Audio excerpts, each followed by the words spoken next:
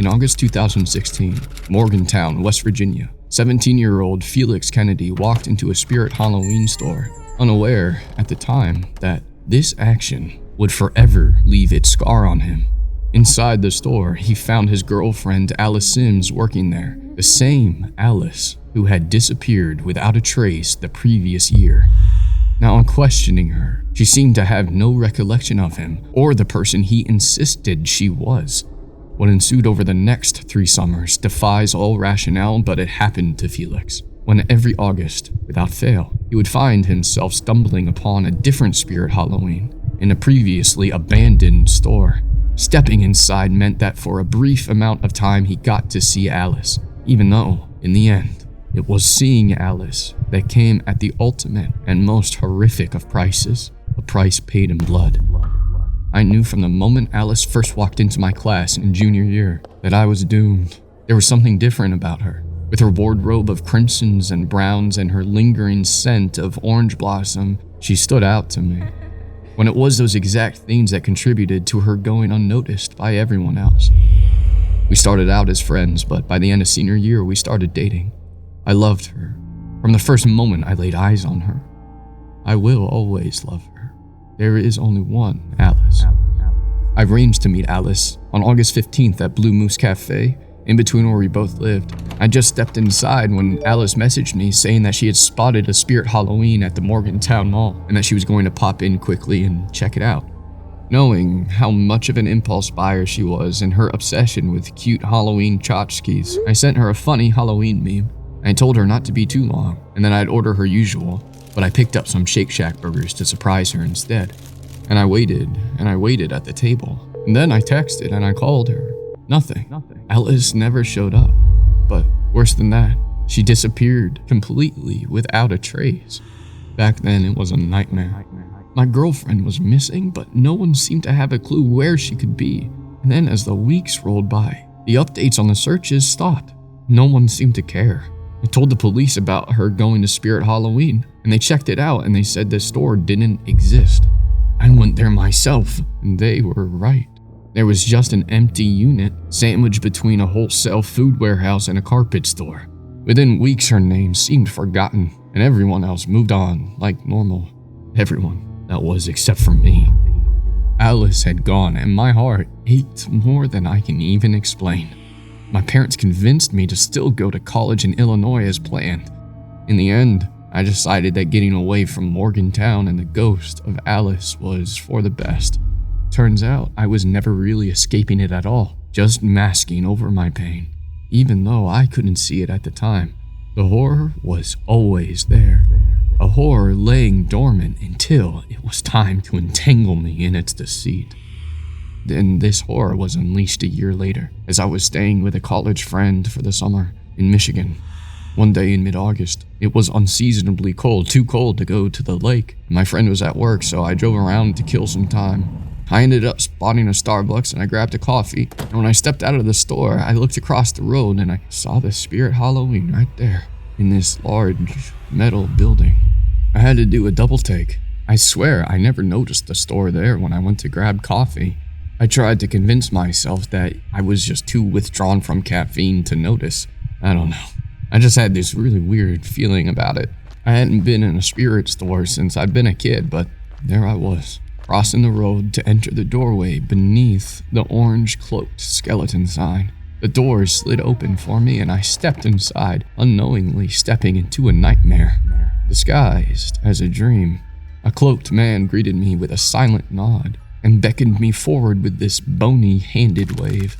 The cloak hood covered his eyes, but even though I couldn't see them, as I stepped further into the store, I felt his cold stare on me. I figured him being there was normal. I mean, it was a Halloween store, and cloaked, creepy folk seemed to be their thing. But there was still something uneasy about him. I walked toward the giant electronics that twitched and jerked and cackled as I walked past. Vampires, witches, masked figures, and clowns. They were everywhere. Their creepy eyes were staring at me from costumes and ornaments and inflatables. Their stares seemingly following me around the store. The smell of plastic and rubber was overwhelming. It seemed to catch in my nose and make it itch. The entirety of my skin seemed to itch. I couldn't help but scratch at my arms. There were other people in the store. They were scattered about through the aisles. This mixture of lone adults and parents with their kids, their attention on the jerky robotic spiders and dancing zombies. I don't know where the monster sounds began and the human yelps and laughter ended. As I wandered aimlessly through the store, I thought of Alice, and how here I was, in a store that I hated, walking toward a shelf full of ceramic and glass pumpkins, keepsakes that I knew Alice would have loved. I was looking at this translucent white one and telling myself I needed to get out of here before I lost my mind. And that's when I saw her reflection, contorted in the pumpkin's glass. I turned around in disbelief. I held my breath. It was undoubtedly her. She was wearing the Spirit Employee black t-shirt with gold writing, and she was humming to herself as she loaded velvet pumpkins from her cart to the shelf. I felt my heart pound as I grabbed her arm. I spluttered out, "Alice, geez, it's really you. Alice, where have you been?" And she gave me this grinning, gormless look, and in a sleepy voice she said, "I don't know an Alice." I knew it was her. I knew it. And then I pulled on her arm and I saw the tattoo on the inside of her wrist, the purple rose. It was definitely her. I'd gone with her to get that tattoo. Through whispered words, I met her eyes and I begged, "Alice, please." She just smiled at me, this trance-like smile. She gently pulled her arm free from me, then hummed a tune as she walked away, an unplaceable but familiar tune. I didn't know what to do. Had she had an accident and lost her memory? What if she knew who I was, but was in danger, and she couldn't tell me? So deciding to try one last time, I took a deep breath, I straightened my shoulders out, and I walked over to her, and I quietly asked her, "Alice, if you do remember me, and you're in some time of trouble, give me a sign. I'll get help. Blink twice." She stopped humming, and she turned to face me. With an unfaltering smile, she replied, "You should know. To leave. The price is blood." There was something about her words that sent a chill down my spine. I also noticed something else. She hadn't blinked, not even once. I hated the thought of leaving without Alice, but she wasn't herself. As I watched her walk away, I silently begged her to come back and to follow me, but she seemed to become a fleeting figure in the distance, almost appearing as translucent as the glass pumpkin. The store suddenly felt suffocating and I needed to get out of there fast. I had to leave. I had to get out of there while I still could, even if that meant leaving Alice. I rushed through the aisles, feeling as though all of the beady eyes from the masks and the grotesque figures were on me. As I hurried forward, I heard the faint echoes of chatter and far-off wails and groans, and I was suddenly smelling something fouler than plastic. It smelled like rusted, wet iron. Something wasn't right. Something hadn't been right since I entered this freaky store. I kept on moving. When I reached the front of the store, to my utter horror, I saw that the door was gone. I looked around me, confused and afraid.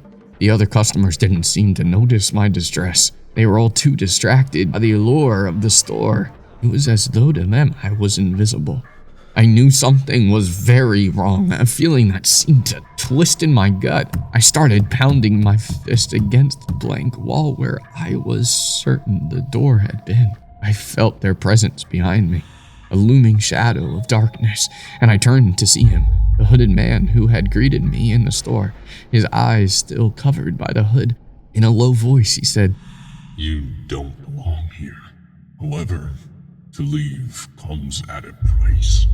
Through my fear, I still seemed to understand what he meant. I nodded, and I managed to reply, "What about Alice?" "There is no Alice. Only those who belong can be lost here." He pulled something out of his cloak, this small, delicate-looking crystal ball that seemed to glimmer a soft purple in his hand. And as he held it out to me, he continued, "To leave, the price is blood." I knew what I was meant to do. I don't know how or why, but I just knew. I asked him if there was another way, but he shook his head. I couldn't stay here. I had to leave. So I reached out and I took the crystal ball from him, and it felt heavy in my hand, this a weight I wasn't expecting, and then it happened. It started to burn, a blistering, burning sensation that felt like fire touching my skin. I shrieked out and I tried to drop the ball, but it was stuck to my skin. No amount of flailing or swinging would break the bond. All I could do was watch on through horrified eyes as the ball partly embedded beneath my skin and then rolled along my arm, leaving a blistering sensation behind as it moved. And as the ball moved, it glistened with a new color. Red. Blood red. My blood. When it reached my elbow, it stopped rolling, and then the cloaked man reached out a bony hand and lifted it from my skin with ease.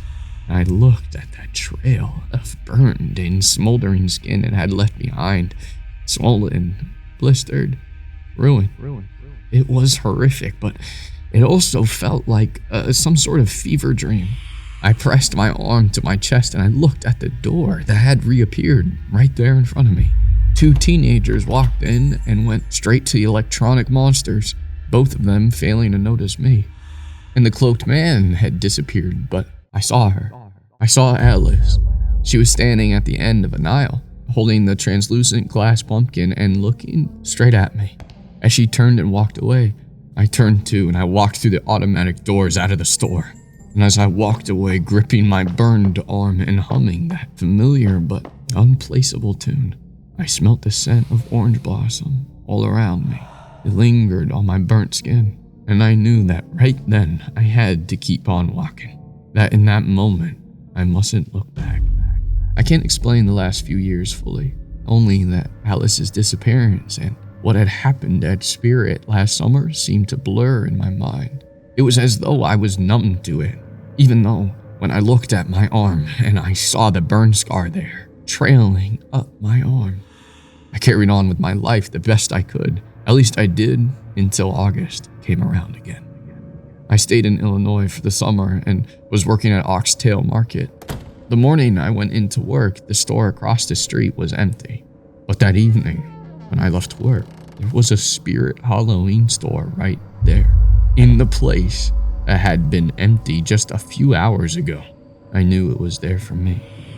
I couldn't stop myself from walking toward it as if I were in a trance. The skeleton sign hovering above me as if it was calling me in. The door slid open and I stepped inside. The cloaked man, his eyes hidden, gave me a brief nod and waved me forward. As I walked past him and into the store, I heard him say, "I knew you'd be back. You know the price is blood." I nodded and I silently mouthed yes, even though he now couldn't see my face. I walked forward, my heart pounding when I spotted her, standing past the electronic monsters, a translucent white pumpkin in her hands. Alice. I didn't hesitate in walking toward her. I knew in my heart that was why I was here. But as I rushed toward her, hands reached out around me, bones and rubber clawing at my skin, keeping me in place. It was those electronic figures. Their eyes flashed red and they let out a series of twisted cackles and groans. I watched her stand there, a smile on her beguiling face as she peered down at me and twitched her nose. I saw the purple rose tattoo on her wrist. Then I watched her turn around and walk off, humming that unplaceable tune. The cloaked man appeared, his eyes forever out of view, as I felt these monstrous hands loosen their grip on me. I saw the cloaked man hold out the crystal ball out to me. I knew what I had to do to leave this place. I took the crystal ball in my right hand, the same as last time, and I watched it embed itself into my skin and begin to roll a new line of pain across a fresh part of it. I let out a silent scream as my eyes tried to find Alice, but I couldn't see her. I could only hear her. Once I had paid my price in blood, and once again the door appeared, I staggered out of the store and went out into the darkening night. Blistered burns went all the way up to my shoulder this time and tore through my shirt fabric. The pain was as cruel as fire. but somewhere in my mind, it somehow felt numb. As I stumbled away from the store, I hummed that unplaceable tune, as the scent of orange blossom seemed to stick to my skin. All the while, my heart pounded as I thought of my first love. I thought of Alice. I couldn't explain the scars on my arms, and for the most part, I just kept them hidden. But if anyone glimpsed them, they never seemed to do a double take or ask. Sometimes I felt like I was as enigmatic as the spirit store was, that people only saw the parts of me that they wanted to. The depths of summer were always coming, and I knew I couldn't escape it, no matter where I went or what I did. I know that subconsciously that must be why I went back home for the summer, back to Morgantown, the place where this all had begun. Every day I walked past Morgantown Mall, where Alice had said the Spirit Halloween store had been, and every day the building remained an empty mass of broken windows and boarded up doors. Then one day, in mid-August, the cloaked skeleton sign hovered above me, seemingly calling me in. And lost to a trance and longing, I stepped inside. The cloaked man with his eyes out of view was there to wave me in just as I knew he would be. And I gave one single nod back at him and I said, I know the price. It's blood. I walked toward the humming, drawn by the constant, familiar, unplaceable tune. I heard Alice, but I couldn't find her. I wandered and I wandered through the aisles of rubber and plastic, searching for Alice, even though I felt like I was searching for a ghost. The walls seemed to close in around me. Monstrous hands grabbed at my clothes and shrieks and wails filled my head. The items rattled on the shelves around me, rows and rows of them, and I fell to my knees, sending a rail of Grim Reaper cloaks falling with me. And as I lay there desperate for this nightmare to end, he appeared again, the man with his eyes out of view, the crystal ball in his outstretched hand glowing a soft shade of purple. As I took the crystal ball from him, the burning sensation began, and I gritted my teeth and knew all I could do was bury it. As the crystal continued to roll along my arm and down my chest, I twisted and I squirmed, and the intense heat and pain burning on my mind. It burned there, in time to my thudding heart, until the pain outweighed everything else. I writhed there in agony and begging for this to be enough, for the ball to stop. I heard quiet footsteps pierce across the madness, and then I saw her staring down at me, a translucent glass pumpkin balanced on her fingertips. It was Alice, and she was still humming that damn tune I couldn't quite place. As the ball finally stopped rolling, she bent down and went to grab it. And even through my agony, I begged her not to take it, but she didn't listen. As she took it and turned it in her hands, inspecting the fresh red liquid inside, I didn't understand why she wasn't burning. And then her gaze seemed to stop on the purple rose tattoo. Could she be remembering it? Remembering me? And suddenly she let go of the crystal ball and it let a smash onto the floor. Glass and red, endless red. It oozed out around me. A river of my own blood. She picked up something, but I couldn't see what it was amid the red, and she dropped it through the glass of the pumpkin as if it had never been whole. I couldn't see it, but I heard it. It gave off a constant thud, thud, thud. I scrambled backward toward the door that was now flickering on the wall. I begged her to come with me. She just turned and walked away.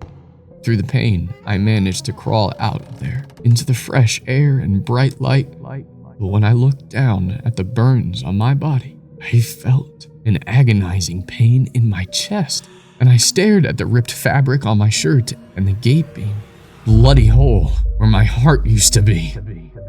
The madness will never stop. It will never end. She has my heart now. The impossible is possible. As I crawled toward the car, I smelled orange blossom upon my damaged skin and heard it echo across the parking lot. That song I still couldn't place. I knew I would never stop hearing that song above the silence of the spot where my thudding heart used to be. Felix Kennedy disappeared a year later, in August 2019, and those who knew him claim that he never got over the disappearance of Alice and became delusional and reclusive. And when asked to go in detail about this, they seemed unable to do so. Felix's leather-bound journal, in which he detailed what happened to him, was hidden under a floorboard in his childhood bedroom. Like clockwork, each August, Spirit Halloween stores appear across the country. They continue to come and go without thought or question.